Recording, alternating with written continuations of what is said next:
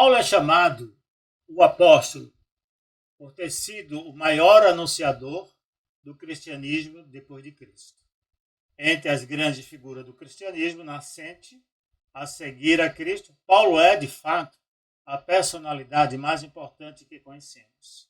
É uma das pessoas mais interessantes e modernas de toda a literatura grega, e a sua carta aos Coríntios é das obras mais significativas da humanidade.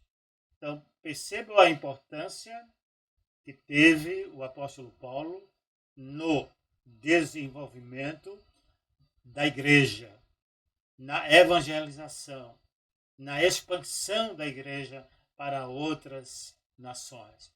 Paulo, depois do Senhor, da experiência com Cristo, ele se tornou mais importante de todos os apóstolos. Ele era o mais importante. Ele divide o livro de Atos dos Apóstolos com mais capítulos do que o apóstolo Pedro, que se encerra praticamente na metade do capítulo 11. Nós ouvimos falar muito em Pedro. Mas depois daí, o personagem assumido, o escritor, chama a atenção para o apóstolo Paulo. Ainda adolescente, sem idade para poder apedrejar, assistiu ao martírio do diácono Estevão, o primeiro mártir da igreja, em Atos dos Apóstolos, capítulo 7, 54 a 60. Ele estava presente ali, naquele momento. Alguns estudiosos, alguns teólogos, irão dizer que a conversão de Paulo não foi instantânea, mas ela foi um processo. E esse processo iniciou exatamente no apedrejamento do diácono chamado Estevão. Ele estava presente. A Bíblia diz que ele segurava as roupas das pessoas para atirar uma pedra no diácono Estevão. E o diácono Estevão, diante daquela situação, não é? Ele dá testemunho. E alguns diziam, como o autor disse, como ele apresentava como um rosto angelical, ou seja, brilhando, e pedindo perdão para eles, pedindo a Deus que não atribuísse esse pecado ao povo, aqueles que o apedrejavam. E isso sensibilizou não só Paulo, como outras pessoas também presentes naquele evento. Paulo, hebreu convicto, perseguiu os cristãos porque os considerava como hereges, como uma seita contrária à verdadeira fé que ameaçava a autoridade religiosa do judaísmo. Atos 8, 3.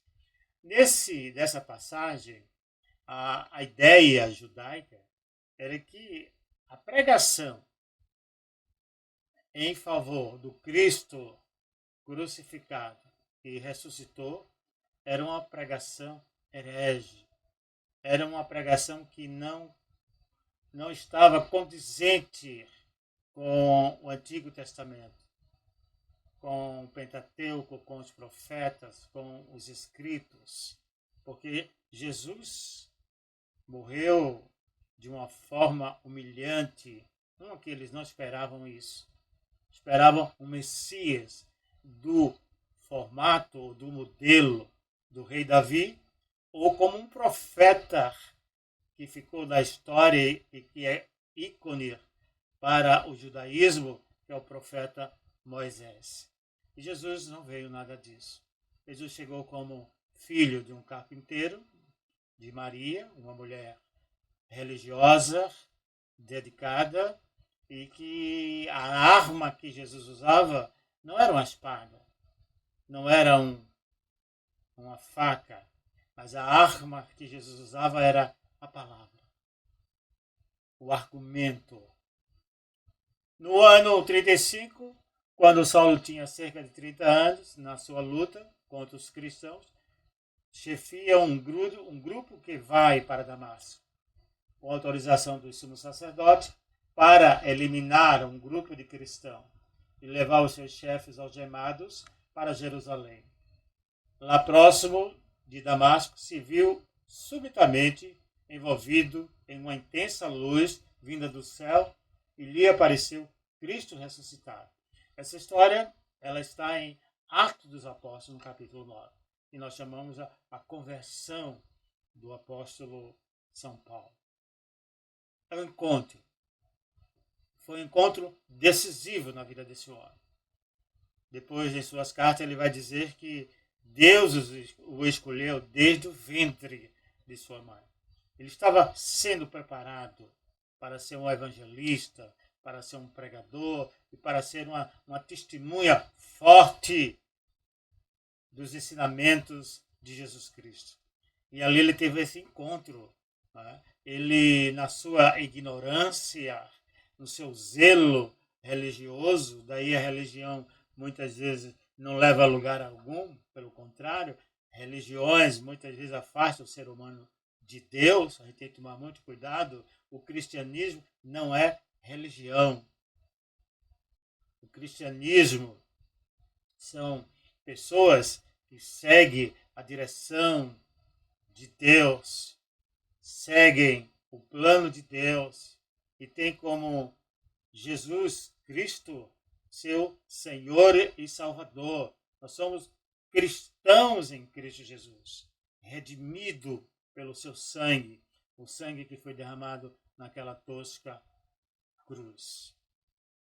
Depois da teofania apresentada, que é a manifestação de Deus através da natureza, e ele teve raios, teve a voz de Deus, a voz de Jesus.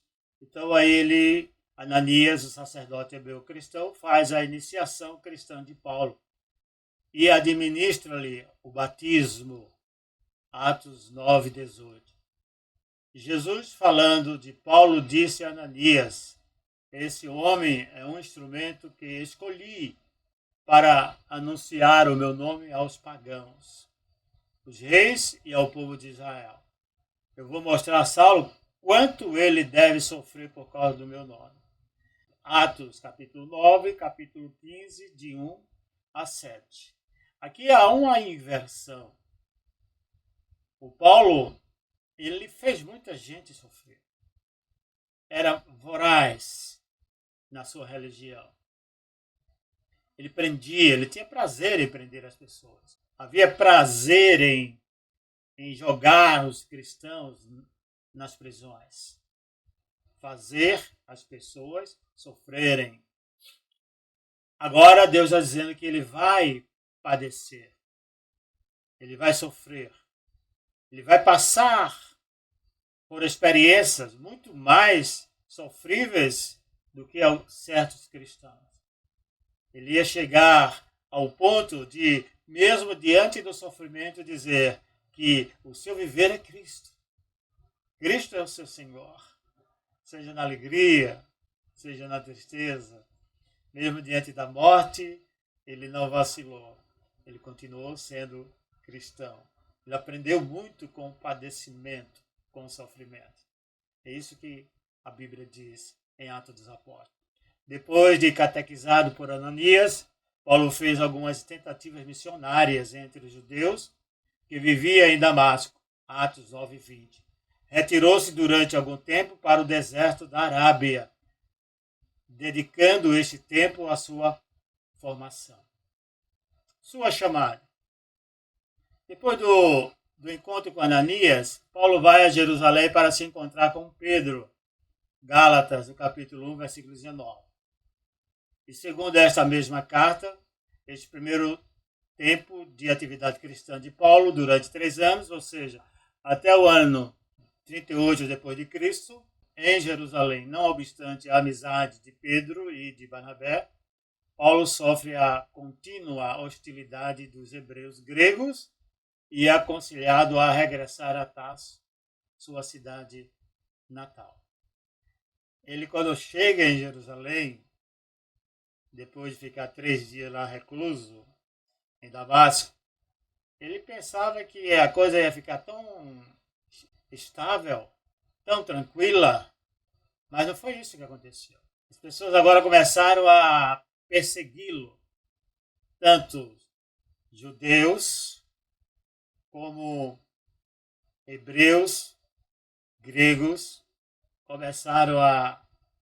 Uma aparição de Jesus no Templo de Jerusalém fez-lhe compreender claramente naqueles dias que deveria ser o apóstolo dos gentios.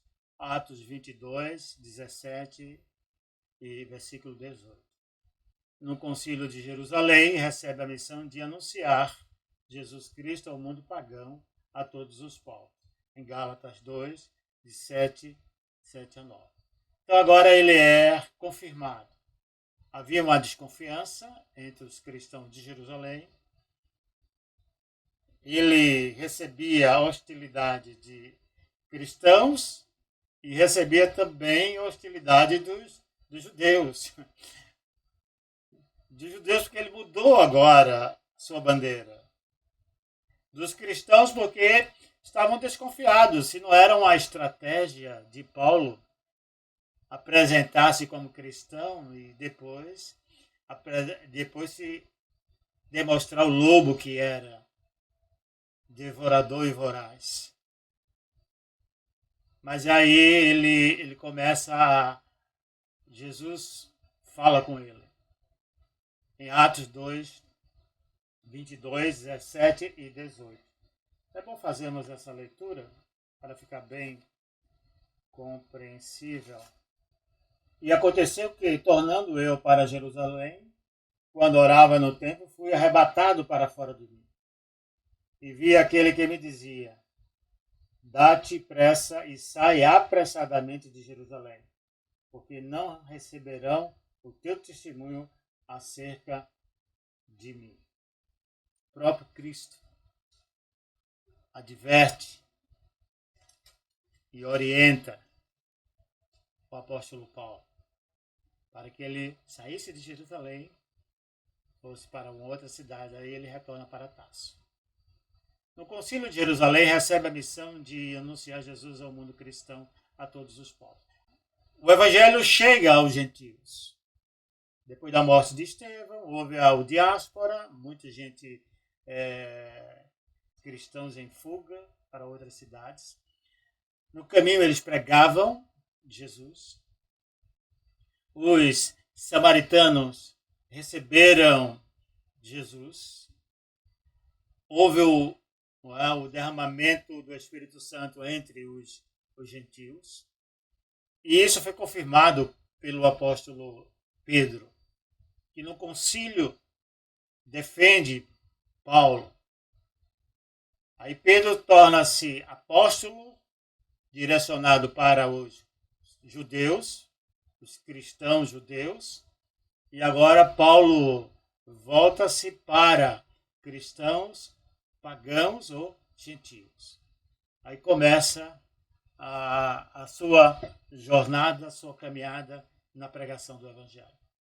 Para Paulo, Jesus Cristo veio ocupar o lugar que o Pentateuco, lei, ocupava na sua mente e coração dos judeus.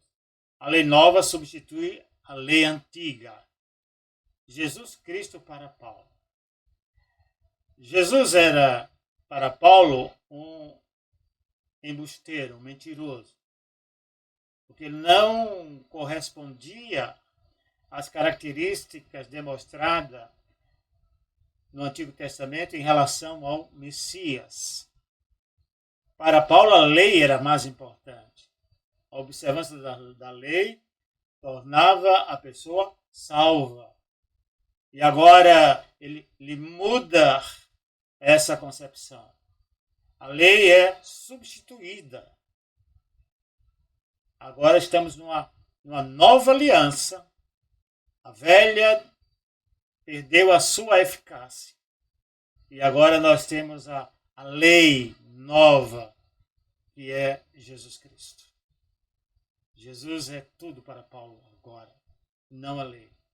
Em 2 Coríntios, capítulo 5, 18 e 19, Paulo escreve: tudo isto vem de Deus, que nos reconciliou consigo por meio de Cristo e nos confiou o ministério da reconciliação.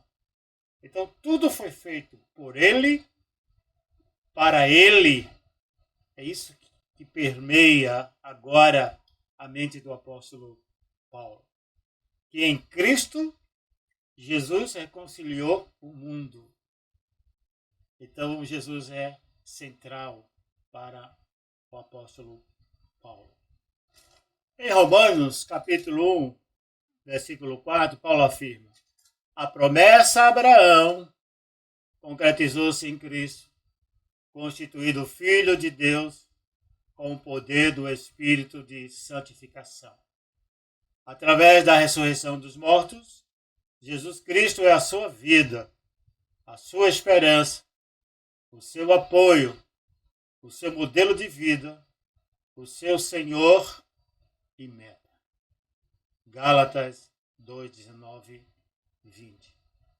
Ele vai dizer: não vivo mais eu, mas Cristo vive em mim.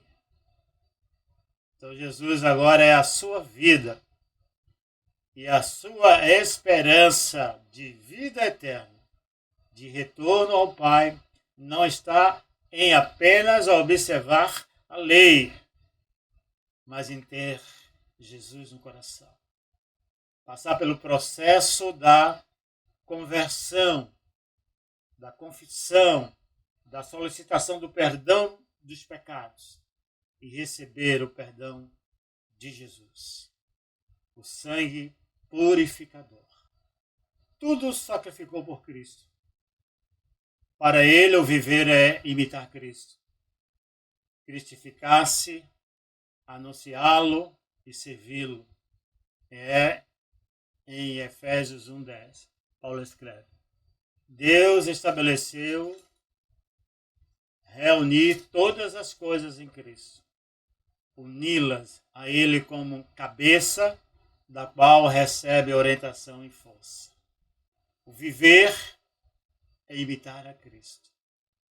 Por isso, em suas cartas, nós vamos encontrar muitas vezes essa expressão: sedes imitadores de Cristo, como ele é. É pregar, é servir. Nas suas cartas, Paulo afirma que Jesus Cristo está vivo e reconcilia os homens através do Espírito Santo. Cristo traz a salvação ao mundo, a reconciliação dos homens com Deus, e entre si é possível e já começou. É através da igreja que se realiza esta conciliação. Suas cartas. Escreveu 13 cartas às igrejas por ele fundadas, cartas grandes, 2 aos Tessalonicenses, 2 aos Coríntios, de forma oficial, a que nós temos hoje, aos Gálatas e aos Romanos, que é uma suma teológica, segundo alguns estudiosos do Novo Testamento. Ele escreveu algumas cartas quando estava preso. Escreveu carta aos Filipenses, aos Colossenses e aos Efésios. Teve uma preocupação com alguns amigos, líderes, cooperadores, pessoas que estavam com ele nas viagens missionárias, eram amigos de primeira hora, amigos de fé, amigos de tudo, pronto para atender, é como se fosse servo do apóstolo Paulo. Ele escreveu cartas também, chamadas pastorais. São 2 a Timóteo e 1 a Tito. São 3 cartas maravilhosas. E escreveu um bilhete pessoal. Isso aí foi uma carta muito pessoal dele, a Filemon, seu amigo, a respeito de um escravo chamado Onésimo. Viagens missionárias. Paulo realizou 3 viagens missionárias. Ele foi tirado, primeira viagem lá em Antioquia, ele com Barnabé, o Espírito Santo. As viagens missionárias eram orientadas e conduzidas pelo Espírito Santo. As etapas da grande aventura missionária de Paulo são conhecidas graças ao testemunho dos Atos dos Apóstolos e das cartas que o apóstolo escreveu às comunidades por ele fundadas, das suas 3 longas viagens para acompanharem e completarem a sua pregação oral. As 3 viagens começam e terminam em Antioquia. Antioquia servia como a base de todas as viagens. Era o centro. Não o centro para Paulo, mas era o centro comercial mesmo também. Atendia às demandas das cidades circunvizinhas a Antioquia. A primeira viagem missionária do apóstolo Paulo, do ano 45 ao ano 49, é narrada em Atos 13, de 1 ao 15, 35. Segunda viagem do ano 49 ao 52. Atos 15, 36 até o capítulo 18, versículo 22. A terceira viagem do ano de 53 ao 58. Nós encontramos em Atos 18, 28 a 28. Primeira viagem missionária do apóstolo São Paulo. Aqui nós temos a segunda viagem missionária do apóstolo São Paulo. Ele visita Antioquia, Síria e tem a relação de cidades. Os pontos e depois os irmãos verificam com mais detalhes. Terceira viagem missionária do apóstolo São Paulo. Chegamos ao final de uma visão panorâmica da vida e ministério do apóstolo São Paulo. Nas próximas lições, nós vamos estudar separadamente cada carta. Vamos começar pela ordem que nós temos da Bíblia evangélica, a primeira carta de Paulo aos Romanos. É uma carta extraordinária. É uma carta que deveria ser lida toda, uma vez por mês, no mínimo uma vez por mês. Essa carta de Paulo aos Romanos. Deus os abençoe abundantemente a vida de vocês. Amém.